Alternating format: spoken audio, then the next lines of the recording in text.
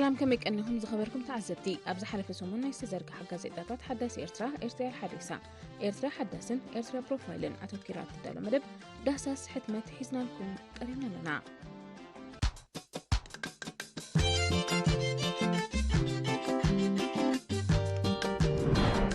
حجر تاريخ هوت قديم تقدلاي برغادير جنرال قبر خيدان هابتاب ود مني أبسنا سرعت قبرو التنبابة قريب الله سوء برغادير جنرال قبر خيدان هابتاب بزحدرو رسون هاقراوي سمعيت أبورحي كلتا شنشعتميتن 73 ناب هزباو قنبار حارنة إرترا تسلفو أما دبر تعليم قلع سرع وتهدراوي سلطنان بوليتيكاو تمرتن دحر موسادو أبزوم سعيبهم زتقاسو أهادوتات تمدبو هاقراوي قبؤو زفت سما حربنيايو كاب ورحي 3,973 كساب ورحي 6,973 أب حيلي ورد قبرو ترى أبال تواقع سراويت كاب ورحي 7,973 كساب ورحي 10,973 أب حيلي تسقاي كأشي ترى أبال تواقع سراويت كاب ورحي 11,973 كساب ورحي 4,974 أب حيلي كيرانا جنوبي ترى أبال تواقع سراويت كاب ورحي 5,974 كساب ورحي 7,974 أب حيلي أردن ترى أبال تواقع سراويت كاب ورحي 8,974 كساب ورحي 6,975 أب حيلي تسفى هيوت بدرجة مرح مسرع كاب ورحي 7,975 كساب ورحي 5,977 أب بطلوني 3 كوميشنر حيلي كاب ورحي 5,977 كساب ورحي 10,978 أب برغيد 23 كوميشنر بطلوني كاب ورحي 10,978 كساب ورحي 3,979 أب بطلوني قلب كوميشنر بطلوني كاب ورحي 3,979 كساب ورحي 3,983 أب برغيد 77 كوميشنر بطلوني كاب ورحي 3,983 كساب ورحي 10,984 أب برغيد 31 كوميشنر بطلوني كاب ورحي 10,984 كساب ورحي 10,987 أب كفل سراويت 96 كوميشنر برغيد كاب ورحي 11,987 كساب ورحي 9,909 أب كفل سراويت 16 أزاز برغيد كاب ورحي 10,909 كساب ورحي 5,991 أب كفل سراويت 88 حلقة أستاف كفل سراويت كاب ورحي 5,991 كساب ورحي 4,992 أب كور 271 كفل سراويت 85 حلقة أستاف كفل سراويت كاب ورحي 5,992 كساب ورحي 10,999 أب كور 381 أزازي كفل سراويت 96 كاب ورحي 10,999 كساب ورحي 9 كلتشح عم تمرت أب كور كلتشحن حدن كم حلقة ستاف كور بدحرزي كحكم دحر متنح كاب ورحي 4 كلتشحن 3 كساب ورحي 3 كلتشحن 17 أب كفلي إميغريشنن زيجنتن كم حلف خفلي كاب كلتشحن 17 كساب علته مسوأتو دما كنتات تعنو ككتاتل تنحو سلاو مجلتي سنسرعت قبري حربنيا برغادير جنرال قبر خيدان هابتاب ود مني قريب الله أب عمد عنا فقه أزيو تبلعيو نابوشت إسابنتنا بستفلالي منقرتات كأتو يخل فقه زلو أسب بسنكي سحا مقمجو مزحكخ نتنقاقحونا يتحاسخات سكيمو نابكال استنكفو نبرت مالت أنسولا دستي وزتك خون يخل بقللو كاستغاقرو يخل أبزي أقراو بقبو مزيح السب مالتيو حد جزين قاحو فقه أب أير صنيحهم باستنفاس نوشت أكلاتنا كأتو يخل يوم رخصي فقن أقباب فواساون يتنحنا انقاحو فقه حنساب ناوشت أكلاتنا مساعدوا كساب زنجاج حن زعاكوخن أب تحتواي كفال سرعة محقاق مقبي مالت أما عند أيو تسنح ኣብኡ ካብ 2 ክሳብ 6 ሳምንታት ግዜ ምስ ወሰዱ ብዝግባዕ ዓኺኾም መጥቃዕቲ ክገብሩ ይጅምሩ።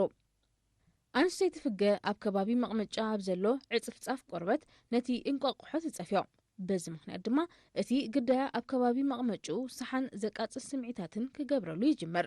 እቲ ግዳይ ኣሳሒዎ ነቲ መቕመጫኡ ምስ ዝሓኮ እቲ እንቋቑሖ ብቐሊሉ ናብ ኣጽፋሩ ካብኡ ናብ ካልእ ኣቕሓ ብወቢሉ ድማ ናብ ካልእ ሰብ ክላባዕ ይኽእል። እንቋቑሖ ፍገ ኣብ እዳውና ንሓያሎ ሰዓታት ብሂወት ክጸንሕ ይኽእል።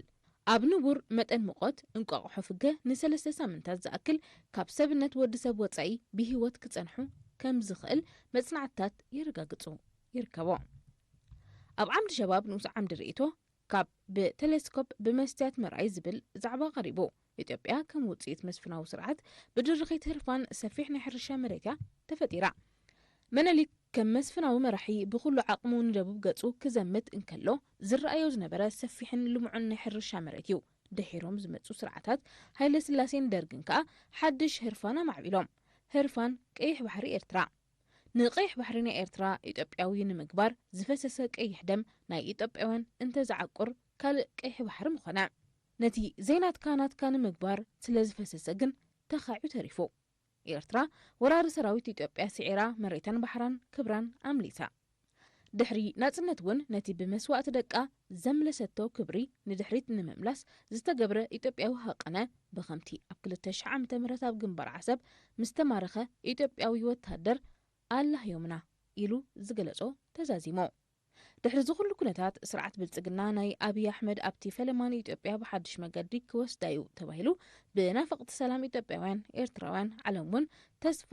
ተነቢሩሉ ነይሩ። እቲ ኮኸብ ተረኺቦ ተባሂሉ እንተረኣኻ ግን ብርሃን ዘይብሉ ኮኸብ ኮይኑ ብዝኾነ እዚ ስርዓት እዚ እውን ብህርፋን ተደሪኹ ከም ዝንቀሳቐስ ቀልጢፉ ኣፍሊጥና ተጠቒሱ። ኣብ ዓምዲ መዛነይ ውሽጣዊ ሰላም ኪንዮ ሕነ ምፍዳይ ዘለሉ ቦና ፌስቲቫል ኣባጊዕ ናጣልን ጥቕስታት ብዛዕባ ሓቅን መልሲ እተመሰቐለ ቃላትን ይጸንሑና። ኣብ ደቡባዊ ምዕራብ ከተማ ኸረን ኣብ ከባቢ መጋርሕን ጥንቁልሓስን ዝተኸለለ ሕሩም ሒዛቲ ኣብ ውሽጢ ሓፂር ዓመታት ብዝተገብረ ውህዱን ዕቱብን ስራሕ ምዕቃብ ኣከባቢ ሩኡይን ግብራውን ዝኾነ ኣብነታዊ ልምዓታዊ ምዕባለ ተመዝጊብሎ። እዚ ብውህደትን ምትሕባርን ዝተፈላለያ ዝምልከተን ኣሃዱታት መንግስቲ ካቶሊካዊ ኤጳርቅና ከነንን ህዝብን ዝተሰርሐ ንጥፈታት ምዕቃብ ማይን ሓመድን ምዕቃብ ታሪኻዊ ኣሰራትን ቅርስታትን ምዕቃብ ቦታታት እምነትን ኣብዚ እዋን እዚ ኣብ ውሽጢ ሓፂር እዋን ናይ 5 ዓመታት ስራሕ እቲ ከባቢ ካብቲ ዝነበሮ ቀላጥን ደረቕን ምስሊ ሎሚ ንኹሉ ረኣዩ ዝምስጥ ዘቤታዊ ቱሪዝም ዘተባብዕ ግሩምን ሓምላይ ሕብርን ዝተላበሰን ስነ ህይወታዊ ብዙሕነትን ዝዓቀበን ጣሻ ኮይኑሎ። ፍሉይነቱ ምስ ከተማ ዝለገበ ታሪኻዊ ቦታን ሕዛእትን ምዃን እዩ። እዚ ከባቢ እዚ ኣዝዩ ሃብታም ታሪኻዊ ድሕረ ባይታ ዘለዎ እዩ። ስንጭሮ ጥንቁልሓስ ታሪኽ ከረንን ኤርትራን ጥራሕ ዘይኮነስ ታሪኽ ዓለም ዝሓዘለ ኣገዳስን ወትሩ ተዘካርን ፍጻመ ካልኣይ ኩናት ዓለም ዝሰነደ ቦታ እዩ። ኣብ ካልኣይ ኩናት ዓለም ግንባር ከረን ካብ ምብራቕ ኣፍሪቃ ትሒዙ ምስ ሰሜን ኣፍሪቃ ምስ ኤውሮጳን ኤስያን ምትእስሳር ስለ ዝነበሮ ኣብ ምዝዛም ናይቲ ዓርሞሻዊ ኩናት ወሳንን ዕዙዝን ተራ ነይርዎ። እዚ ኣብ መጀመርያ 1941 ኣብ መንጎ ሓይልታት ኪዳንን ሓይልታት ኣክሲስን ብመሪሕነትን ተሳታፍነትን ናይ ሽዑ ሓያላንን ልዕሊ ሓያላንን ሃገራት ዓለምና ዝተኻየደ ኩናት ብቐጥታን ብተዘዋዋርን ዳርጋ ንኹለን ኣህጉርን ንኹሎም ኣህዛብ ዓለምን ዘሳተፈ ነይሩ። ኣብዚ ካብ ጎቦ ሰንኪል ክሳብ ተማዓዳዊ ጎቦታት ዝባንን ፈለስታኺን ብደቡብን ደቡባዊ ምዕራብን ከረን ዝርከብ ናይ ኣስታት 6 ኪሎ ሜትር ርሕቀት ኣብ ዘለዎን ስንጭሮታት ኩጀታትን በረኽቲ ጎቦታትን ካብ ዕለት 5 ለካቲት ክሳብ 27 መጋቢት 1941 ኣብ ዝተኻየደ ደማዊ ኩናት ብክልቲኡ ኣንጻራዊ ወገን ዝተሰለፉ ናይ ልዕሊ 20 ሃገራት ዜጋታት ዝርከብዎም ኣስታት 40,000 ወታደራት ተሳቲፎም ምንባሮም ሰነዳት ታሪኽ ይሕብር። ኣብ ዓምዲ ስፖርት ኤርትራ ሻምፒዮን ኣፍሪቃ 2025 ኮይና መርሃዊ ከም ነቢት እናሓደረ ዝምቅር ተቐዳዳማይ ዓወት ተዓዊቱ።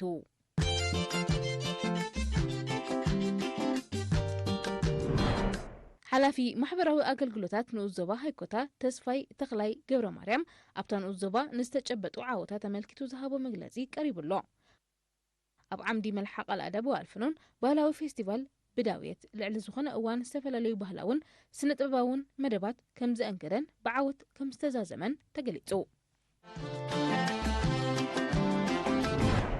أب عمدي زعبة أب محبراو مرخبيتات زكالا غزلو أكتاعي من مسرح دقي بديزاين زملكت تحسو سفير الله أب زحلفة سامنتات كلتناي معراب تكالات تكنولوجي أم مفري بقدي استمسرحو قلعو مالت ديزاينر بيبيس زلوام دليتاتن مدباتن كغلطو كأنيو نيرام أزي سنفلتتاو لممدزي أب سرتتي دقي أرتعوت بمكياد زتدلي عينة قلعا بمسرح دقي حاليفو كولد زغل ميلايو أب لب ولدا مصحفتي ساينسن فيلمتاتن نحيلو عقودات كرأ زصنحه نسب بقدي ناي مفتار وي مدقاق حسب أبز أوان زي تقولتاتو أزيو እናተኣምነሉ ዝኸይድ ዘሎ ዓውዲ ምርምር ኮይኑሎ ካብ ሰረት ክልተ ወለዲ ዝፍጠር ቆልዓ ካብ ክልቲኦም ወለዲ ቁመት ሕብሪ ቆርበት ወይ ከዓ ተወራራሲ ሕማም ይቕበል ካብ ወላዲ ናብ ውሉድ ክሰግር ኣብ ዝኽእል ሕማም ኣብ ድቂ ኣርትዖት ብምክያድ ነቲ ሕማም ዝፈጥር ሰረት ወይ ጅን ብምድምሳስ ዝግበር ሕክምና ብትሑት ዓቐን እውን ይኹን ዳእምበር ክስራሓሉ ጸኒሑ እዩ ንድቂ ብዲዛይን ኣብ ምምስራሕ ዝተመርኮሰ ጥበብ ንጥዕና ካብ ዝሃቦ ኣገልግሎት ሓሊፉ ናይ ስነ ጽባቐ ሳይንስ ክኸውን ከሎ ግና ብዙሕ ኣካታዒ ሳዕቤናት ክፈጥር ከም ዝኽእል ይግመት እዚ ዓውዲ ስነ ፍልጠት እዚ ንወዲ ሰብ ናብ ካልእ ዘይተሓስበን ክምለስ ዘይከኣልን ምዕባለታት ከእትዎ ከም ዝኽእል ዝሰግኡ ኪላታት ድማ ኣትሪሮም ይቃወሙለዉ ኣብ ዓምዲ ጸጋታት ባሕሪ ኣገዳስነት ጸጋታት ባሕሪ ኣብ ህንጻ ተዳሲሱ ኣብ ዓምዲ ቀለም ሕተት ምስ ጸሓፊ ዛንታ ወለዶ ደቂ ተሽም ዛንታ ወለዶ ህዝብታት ኤርትራዩ እትብል መጽሓፍ ኣቶ ዘርአይ አብርሃም ዝተኻየደ ርክብ ሰፊሩሎ ኣብ ዓምዲ ልቦናን ፍልስፍናን ዕላማ ህይወት መበል 20 ዛዛ ምክፋል ኣብ መዓልቲ ብዛዕባ ጉዳይ ሕልና ከይልዓልና ዝወዓልናላ ትህልዶ ትኸውን እቲ ምንታይሲ ሕልና ዘይትንክፎ ኣርእስቲ የለን ሕልና ኣብ ስነ መጎታዊ ርትዒ ዘለዎ እጃም እምበረ መጠን ዝለዓለ እዩ ኣብ ህዝባውን ፍልስፍናውን ክትዕ ሕልና ከም ቀዳማይ ምዕራፊ ዝውሰድ ኣብዚ ጥራይ ዝሕፀር ኣይኮነን ኣብ ዓውዲ ሕክምናዊ ስነ ምግባር እውን እንተኾነ ሕልና ዝያዳያ እተከትዕ ዘላ ኣብ መዳይ ሃይማኖት ጉዳይ ሕልና ቀጻሊ ዝስበኸሉ ኣርእስቲ እዩ እቲ ልዕሊ ኩሉ ሕልና እትለዓለሉ ኣብ ጉዳይ ኩናትን ሰላምን ክኸውን ይኽእል እዩ ጉዳይ ሕልና ኣብ መጽሓፍቲ ፍልስፍና ብብዝሒ ኢና ንረኽቦ ገለ ፈላስፋታት ብዛዕባ ሕልና ክጽሕፉን ከለዉ ንዝበዝሐ አንበብቲ ከም ዝርድኦ ገይሮም እዮም ኣቕሊል ኣቢሎም ዝትንትንዎ እቶም ዝበዝሑ ፈላስፋታት ግዳ ንጽሑፋቶም ዝያዳ ክዕምቑዎ ክብሉ ብምሕር ዝተሓላለኸ ኣገባብ ስለ ዘቕርብዎ ንዝበዝሕ ኣንባቢ ጋንዮም ዝሰርሕዎ ኣብ ዓምዲ ዳየሪ ዕላል ምስ ዳየሪ ሚእታዊት መኽሰብ ዝብላ ዛዕባታት ዳየሪ ቀሪበን ኣለዋ ኣብ ዓምዲ ርእቶ ነጸላ ኣቐብሉኒ ዝገብሮለኒ ብዝብል መራሒ ብልጽግና ህዝቢ ኣምሓራ ንምንብርካኽ ዘንቀሎ ዓመፅ እምቢ ኣይቅበልን ዝበለ ህዝቢ ኣምሓራ ብመገዲ ፋኖ ኣቢሉ ሓርበኛዊ ተቃውምኡ ኣጓሂሩ ብልጽግና እግሩ ኣብ ረመፅ ከም ዝረግጽ ኮይኑሎ በዚ ከየብቅዐ ምስ ህዝባዊ ወያነ ሓርነት ትግራይን ህዝቢ ትግራይን ኣብ ዲቕ ዝበለ ናይ ህላወ ጎንጻእትዩ ንምምቕቓሎምን ንሓድሕዶም ንምትንኳትን TDF ወይ TPF ብዝብል ስያመ ግንባራት ማለት ፍሮንትስ ዝገብሮ ሽርሕታት ከምቲ አንቃዕሪርካ ሸንካዮ ናብ ነብስኻ ዝምለስ እቲ ሽርሒ ናብ ነብሱ ተመሊሱ ቅሉዕ ኩናት ሎምዶ ጽባሕ ይጅመር እናተባህለ ሩሱን ዕላል እዋና ኮይኑሎ ብፖለቲካውን ታሪኻውን መዐየሪታት ዘይብጽሑን ዘይንታዩን ቀይሕ ባሕርና ፍሽሉን ዘቁጸልጸለን ጽውጽዋያት እናደጋገመ ብምትኹታኽ ምስ ኤርትራ ኣብ ቅርሕንትን ተጻብኦን ተጸሚዱ ይርከብ بعبي أبو جداي مجدب فلق أباي مس جبسي كسب تاريخوان ጸላእትና ማለት historical enemies ዝበሃ ሃልሉ ፖለቲካዊ ውጥጥ ተሸሚሙሉ ኣብ ዘሎ ታሪኻዊ መዋዕል ኣብ መወዳእታ መስከረም ኣብ ፓርላማ ሃገሩ ንጉዳይ ወልቃይት ኣልዒሉ ኣብ ዘቕረቦ መደረ ብሕገ መንግስቲ ፌደራላዊ መንግስቲ ከተማ ድሬዳዋ ናይ ኦሮሚያ ግና ሶማልያውያን ኣሕዋትና ናይ ይብፅሓናይ ሕቶ ስለ ዘለዓሉ ብሓባር ከም ዘመሓድርዋ ተገይሩ ወልቃይት ድማ ተጋሩና ኣምሓራን ናይ ሓባር ምሕደራ ብምቋን ነቲ ናተይ ኣይናትካን ዝበሃል ዘሎ ጉዳይ ክፈትሕዎ ይኽእሉ ኢሉ ተጠቒሱ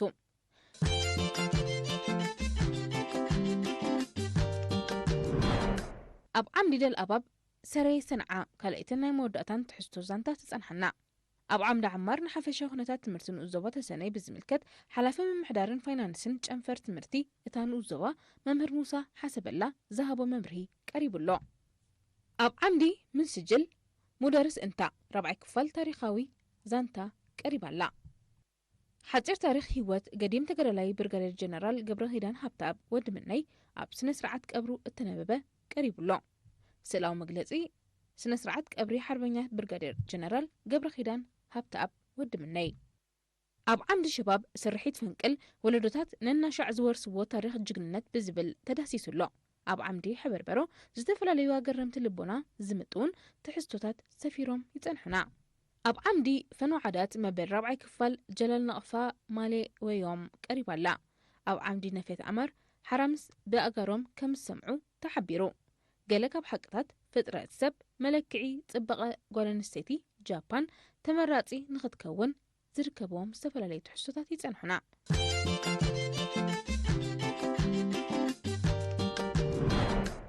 اب عمد سبوتلايت كفلي مرمرن حبرتان منيستر وصا قدات نتختتالي كنتو طمح سلفي بالصقنا ايطيا عملكيتو صحفو سفير الله علماو معلتي عين مدري كنت نصهنان قرب عين مدرن بزبل زعبا ناي استخايدا اغاطامي صبصب قريولو اب عمدي Q&A كاب مقاد تمرتي بستفلالي مخنيات تبخيرم بستفطرلهم كلاي عدل علامهم كوقعو زخالو كلتا ابنتوان تلاليم اللو اب عمدت عنا قدمه متنققتا حمام وقعي زملكت حبريتا سفيرلو صلوا وقعي وحزي اخل دمنا بحنقول نخندين وحات غزيت عناقفو اب زبل كناتيو زمركوس مقراط وحز دم نغزيوم زخون فوكيس عينت وقع تباهلو كغلص يكالو اتي ملكتات دحري وحدات دقائق كطفي يخل اتي وحز دم ناب حنقول قلطيفو سرع سلازخون ابو هيت دم نبارو زخونه عنوتا يوردن يخون امبر اتي وقعي قليل ولا يخون غبو قلحته هبنا زدل مرمران طنققان كنغبريز غبا مخنياتو 4 كاب 10 قليل وقعي اغاطيمهم زنبر سبات ناب كبيدن زي محرن وقعي كقالعو سلازرايو وقعي قلطف زخونه حكمناو رئيس زدليو حماميو قداي بهصوص حكمناو حاجز مزيركب ادداسن كلنا وي موت كخون يخل اما بزحتو اب قدات اتحمام ملو بملو قدمي مخساتو ابزلو وحدات سامنتات ملكتات يريو نزي ملكت زي بقبو مللاي دما اتحمام كبيد قدات كيس عابن كلون مكلخالو يخل زي فارق حمام رأسي ما بقسي وكرد أكا زي كل ترقاقامي كأنزا رأسي معقسي كأنزا مدهانيت ولا وسيدكا كقدف زي كل كأنزا ملأ سبنت عقرقر مبالن أدهبو مسانن ريتا ولوطي أب قدمي هازلو نجر حوز وزيلو كالرأي كمجمار هاندبت مقرات مرأي أب حدوي أب كلتيو عينتي ناب قدمي خاتو كيركاك كتمز زي مقال بزي كازي ملمستي مدنزازن مدكامن قط أداون أقارن إذا عينتات ملكتات زي بزح غزي أب حدا وغن كفل سبنتنا ترايو زرع بقبو كتزارب زي مقال أب أوزاتا قالت لغت مبال نقرات متحواس مقدالا دهبون هاندبت مكيار طباي نابنت بقليلو مرباشن محرقن كتنكاسقاس متسقام مسحات ميزان سبنت نقرات بحيل محز اب عمدي تنتان زينا نمستيراوي سرحيت امريكا اب فنزويلا زدسس حبريتان ركب وطر امريكان فنزويلان انخرره ابز مصال زلوان امريكا اب لعلي فنزويلا مستيراوي زخونه وتادراو سرحيت كتكايت تدالوهم زلا سموم كتقاسو زيدليو 4 لعلوت حلفت امريكا ناغلغلوت زينا رويترز حبيروم زاغيت اتتوطينو زلو مستيراوي سرحيت زكايدلو نصور غزي زي تفلتك خون كله بوغن بريزيدنت دونالد ترامب استوهبه ناي موداتا وسنون يلد زحلف سنبت بريزيدنت ترامب أبزهبو حبريتا صحافي بنتاغون مارك روبيو أبتي قدام ملكيتو مس كونغرس نايتا هاجر كمايات مخانو أفليت الله يخون مبر اتهم لعلوات سبب سلطان أمريكا قبل علي بريزيدنت فنزويلا نيكولاس مادرون منقستي نايتا هاجرن وتهدراو سقمت موساد اتي قدام معرف نايتا كايت توطينو زلو وتهدراوي وفري مخانيوم أميتهم أمريكا بزحلفة قربا سامنتي ناب زوبا كاريبيان بركز زبلو أبالات حيلي بحري بموفارة أب فنزويلا هندبتاو زخانة وتهدراو سقمتي كتواسد تخيلي أزبلو زيناتات كقاوحو كأنيميوم أمريكا زاقيت جيرالد آر فورد استسميت أستا 9 نفرتي وقع كتشكم اتخل درماس مركب وقع مساستات 4,000 مركبينياتات كالوت 7 مراخب وقع F-35 زعينتن نفرت وقع كمدما نيكليساوا أصوار زوادة دلا سامارين نابزوبا كاريبيان كمدت أقعتيو زفلت كاب زحلفة ورح مسكرم نجو طرح سراوت أمريكا أبزوبا كاريبيانن سلاماو وكيانوسن أب لعلي زنقس أساز نبرع عطفارس كم زعاناز قلتن جلابو لعلي إسران حدن زي متقعتي أكايدو لا بس استخايدة متقعتا دما بوحدو 83 سوات كم استقتلو تفليتو لا ኣብ ዓምዲ ካብ ዞባታት መምሕዳር ከባቢ ዳምባ ዓዲ ቀረጽ ካብ ኣስመራ ንሸነኽ ደቡብ 25 ኪሎ ሜትር ርሒቓ ትርከብ። መስመር መጓዓዝያ ዳምባን ዓዲ ቀረጽን ድማ ኣብ ዝሓለፈ ግዜ ብሰንኪ ዘይጥጡሕ መስመር ተቋሪጹ ጸኒሑ። እዚ ከዓ ነበርቲ ብሓፈሻ ኣብ ኣዴታት ድማ ብፍላይ ኣብ እዋን ሕርስን ጥንስን ሕክምና ኣገልግሎት ምርካብ ከምኡውን ኣብ ምርካብ ስሉጥ ማሕበራዊ ኣገልግሎት ጸገማት ክፈጥር ክኢሉ እዩ።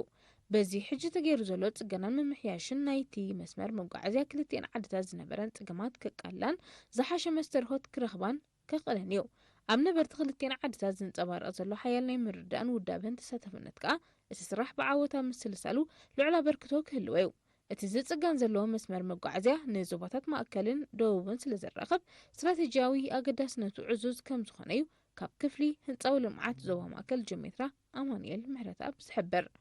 እቲ ስራሕ ዝዕመም ዘሎ እተን ዓድታት ብዝወስድኦ ተበግሶ ብክፍሊ ህንፃዊ ልምዓት ፍቃድ ስለ ዝተዋህበን ከም ዝኾነ ጠቒሱ ኸ በቲ ዝካየድ ዘሎ መስርሕ ምጽጋንን ምስፋሕን መስመር መጓዓዝያ ነበርትን ዘርእይዎ ዘለው ተወፋይነትን ጻዕርን ኣድናቆቱ ገሊጹ።